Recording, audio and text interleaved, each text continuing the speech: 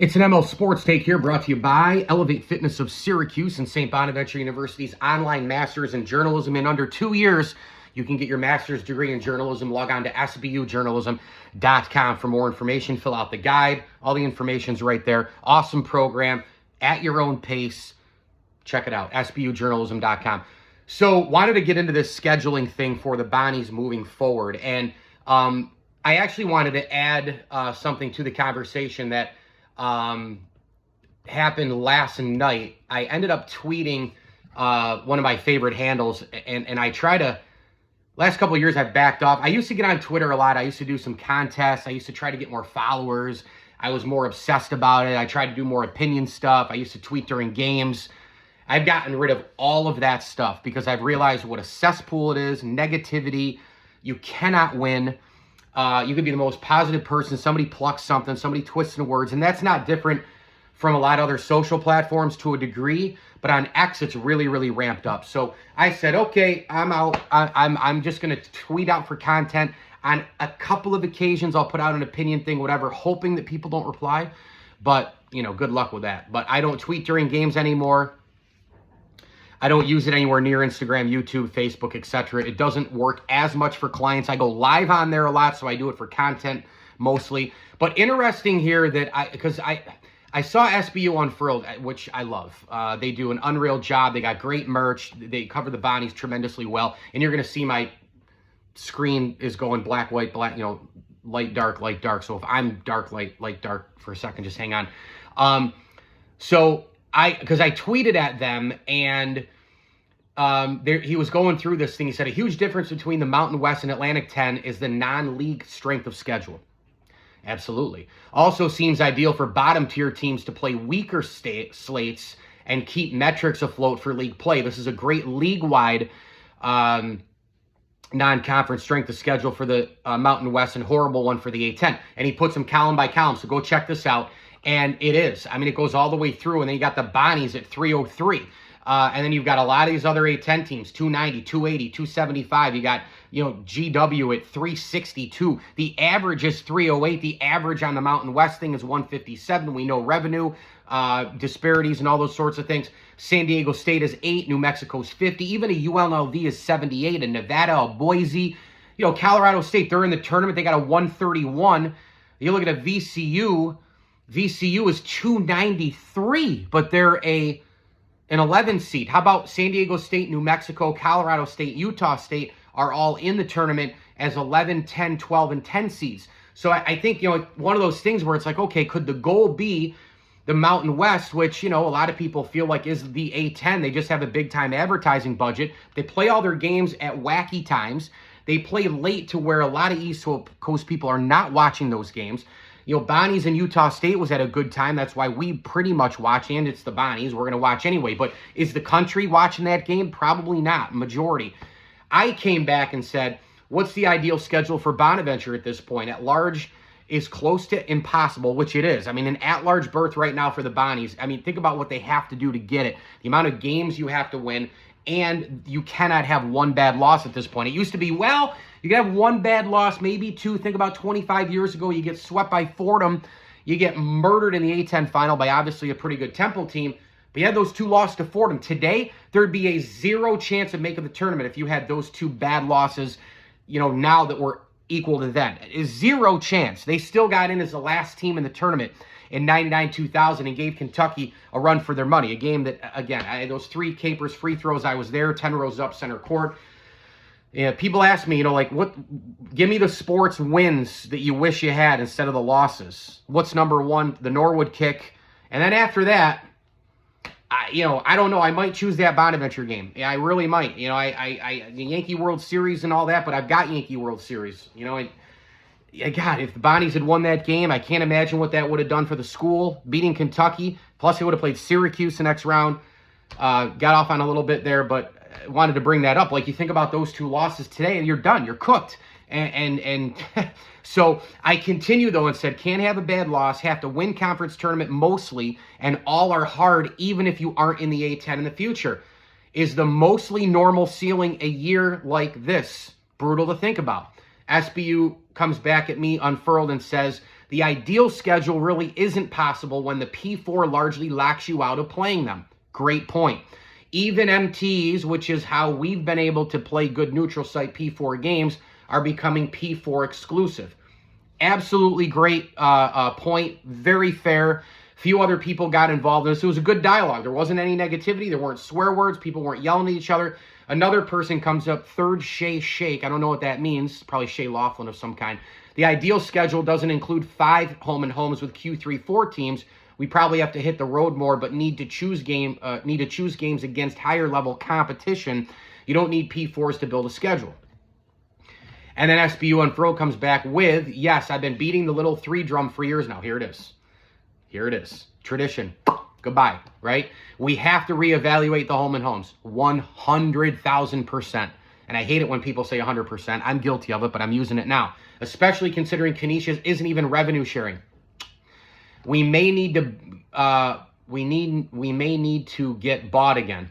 You don't need P4s to build a schedule, but it's ideal because it's ideal to a committee. And he uses that in quotes, which again, and I'm going to go light here. Twitter goes away. Isn't that something? Because I have the dark screen for the eyes. So all of those points are very, very fair, and they're very, very valid.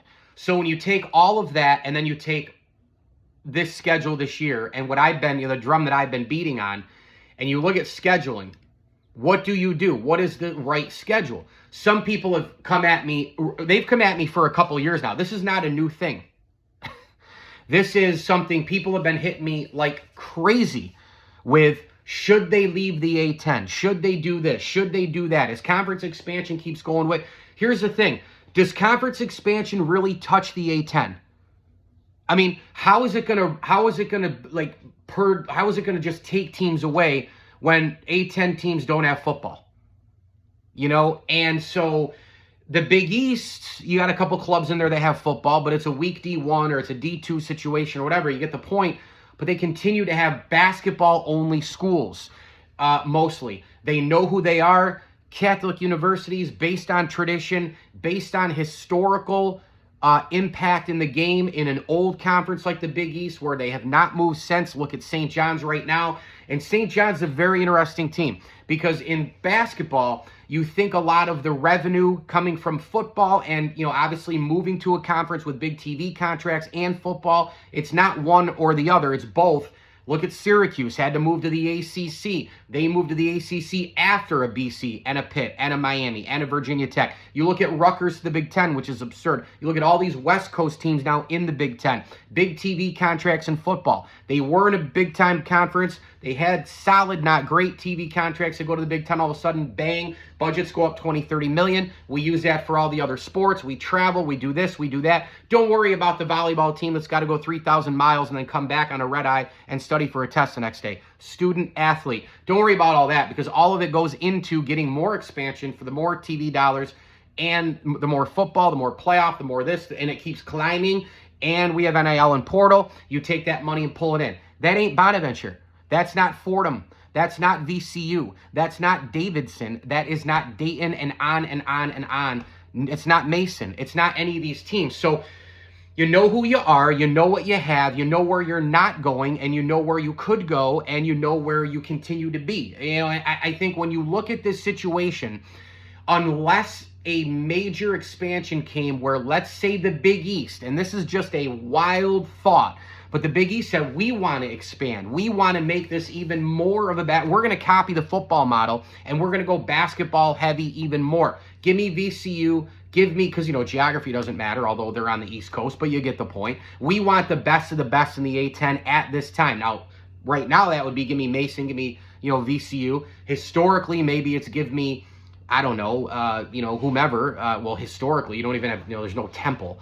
But, maybe in a given year, it's, well, give me, I guess St. Joe's. Yeah, give me somebody in there. We want to build Villanova Joe's rivalry into that, even though they play anyway in the Big Five. But you get the point. Like, we're going to pluck 2-3 teams a here. We want Loyola Chicago even, or whatever the case may be. Where does that leave Bonna? Is it MAC? Is it MEAC? Is it somewhere else? Do they try to, call the horizon? I don't know. All I'm getting at is college sports change. Things are wacky. Anything can freaking happen. And we have NIL portal. and we have basketball schools focusing on who they are, what they do, non-football oriented. What happens if any ball is in the air and it's grabbed and Bonaventure's life changes, or they try to change their life themselves, right?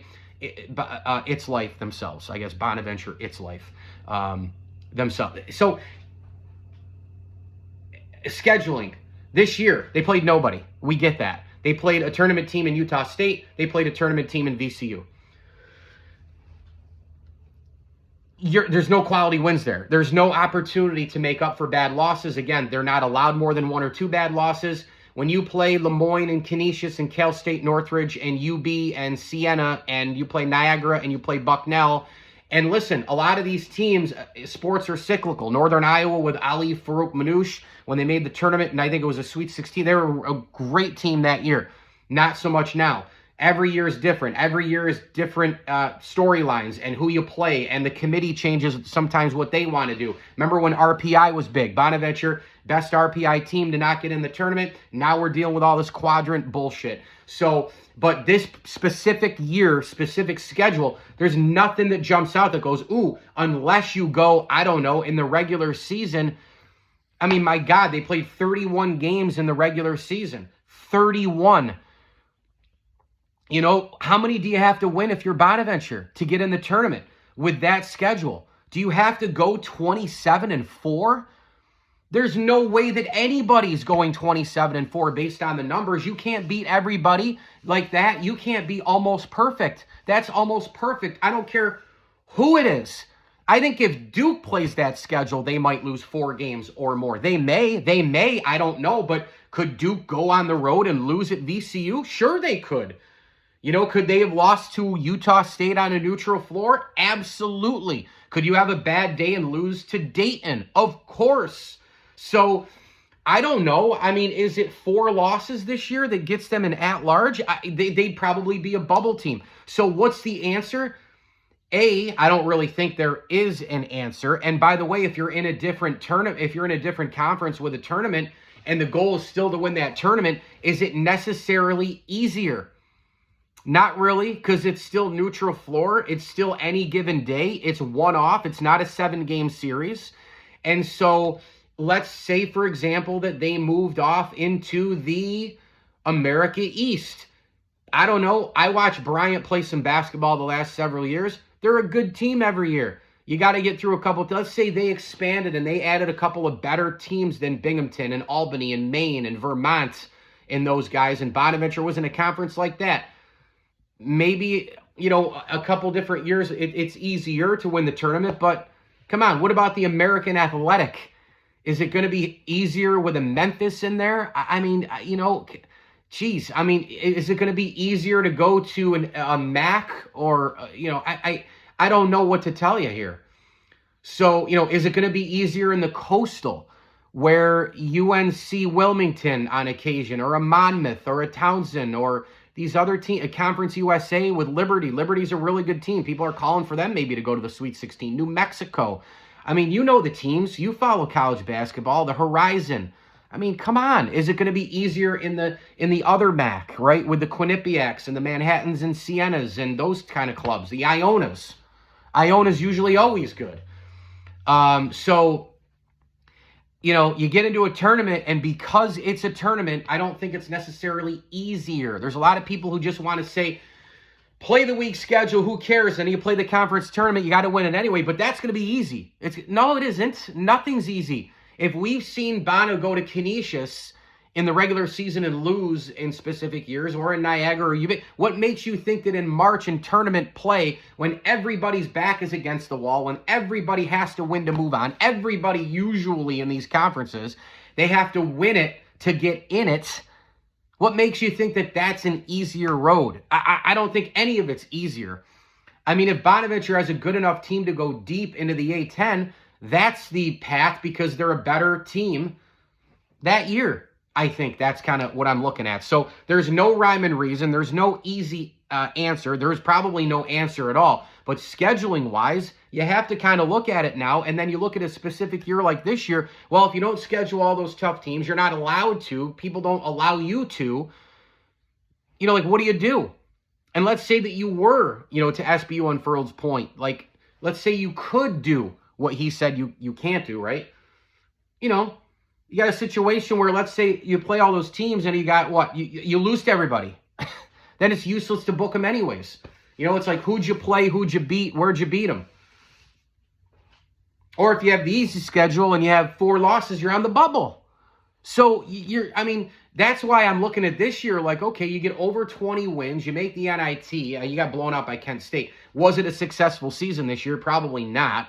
I don't think it was a great year. I don't think it was a horrendously awful year, but I don't sit in the middle either. I lean more toward it being an kind of year. I'm kind of like 65-35 in that compartment, because I know the reality of what Bonaventure basketball is and the difficulties and the challenges and what it could take to get an at-large. And that's why the final thing I'll say is very concerned moving forward. Not just NIL portal. They'll be able to get players. They'll be able to compete. They're going to go out and get the Bana guys and the culture and Schmidt and just like everybody else talks about culture and what's good for our program and it's built in. And, Tom Izzo talks about the Spartan culture. And yes, culture is the most overused word, but it's still a real thing. And cliches for a reason. They're going to be able to play. It's fine. But is this the ceiling now? I don't want this to be the ceiling. Like, oh, you know what? The best we can do 8 or 9 years out of 10, let's say over a sustained time, is just make the NIT and then get worked on your home floor. Like, is that the ceiling now for Bana? With NIL portal and scheduling and bullshit? Is that where we are? Is that the ceiling? Is this year the ceiling? Riding a roller coaster and then going to the NIT and having the fresh air and the fresh opportunity and the athletic department. Oh, she's a beauty and it looks great. The RC, the NIT logo, postseason, rah, rah. Hey, we accepted the bid this year. Look at us. And they get worked on the home floor by Kent State coming into your place with another horrendous crowd of, 3,800? That's the ceiling for the Bonnies? And I'm not saying that the Bonnies are Duke or Michigan State or whatever, but that's the ceiling. 8 or 9 years out of 10, when we know what Schmidt's done at this program, we know the players who have come through, the Posleys and the Adams and the Stockards and the Nicholsons, and beating Power 5 teams like Maryland and Cuse and UCLA and a host of others. We know that you can go to tournaments and win on the national stage. We know that the Bonnies have gotten, Woj as their GM, and we know that they've gotten national attention, and we know that they've gotten more dollars and that they've remodeled the RC, and we know that these things have happened in the last almost 20 years with Mark as the head coach. We know assistants have gone on. We know that the basketball house has been built, postseasons, success, 20-win seasons, on and on it goes, right? But this could be the ceiling more times than not. I don't want that. I don't want that. So it's just something to look at. The scheduling thing, there's no rhyme or reason. I don't have an answer. I don't have an answer. But if you aren't frustrated off the scheduling and what it takes to get here, to here, to here, where the ultimate goal, the ultimate standard, it can't be reached every year. You can't go to the tournament every year if you're Bana. Reality. You can't win the World Series every year if the Yankees. You can't win the Super Bowl every year if you're whoever. You can't do this. You can't do that. No matter how much money you spend, no matter what other breaks you get, no matter what happens for you, for them, for all places, all teams, all coaches, all situations, whether it's a 1-game off, 7-game series, however long regular seasons are, no matter what the sports DNA is, you cannot win it every single year. You cannot win every single title every year. You can't make, in Bana's case, a tournament every single year. You just can't. But when you take the 5 to 7 to 10-year increments of time, you take spaces, you take sustained time, we know that every 10 years, we've seen what Bana can do. But this year, because of all those challenges and the scheduling and the quad crap and the scheduling from elsewhere and money and portal and this and that and riding the roller coaster and the A10 as we know it, that this year could be more of the norm. Wow. And I'm going to have some people coming at me going, well, it's even better than the alternative. Well, what's the alternative? The alternative is that you're even worse. The alternative is that you never make the NIT. The alternative is that you start having 500 seasons. The alternative is you start having below 500 seasons. The alternative is worse crowds than we've seen at the RC even this year. The alternative is students not even... And once the product gets that bad, getting the attendance back, I don't know what to tell you. Because you got inflation, you've got every game on TV, you've got students who don't give a shit, They'd rather be on Instagram. And correct me if I'm wrong, but these tickets are still free. I mean, right? So, wow. I went another 20 minutes on this. I didn't expect to, but a lot to get out there. Appreciate you watching. Please like this video and subscribe to my channel. And of course, this video is brought to you by Batavia Downs Gaming, Stumble and Monkey Brewing Company, and St. Bonaventure University's online Masters in Journalism. For more, visit sbujournalism.com. As I always tell you, enjoy the games.